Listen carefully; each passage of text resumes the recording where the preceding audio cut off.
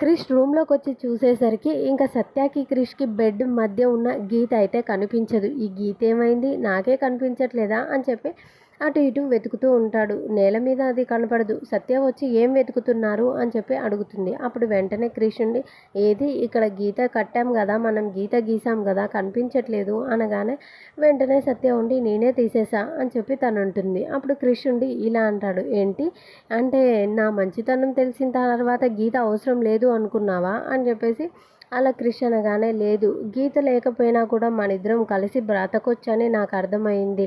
నేనే కొంచెం మారాలని చెప్పి నాకు అర్థమైంది. అందుకే నేను మారాలనుకుంటున్నాను. ఇక నుండి మనిద్దరం ఫ్రెండ్లీగా మూవ్ అవుదాము, క్లోజ్గా ఉందాము అని చెప్పి అనగానే, అయితే సరే అని చెప్పేసి క్రిష్ వెళ్ళి అలా సత్య భుజం మీద చేయి వేసి స్టైల్గా నించుంటాడు.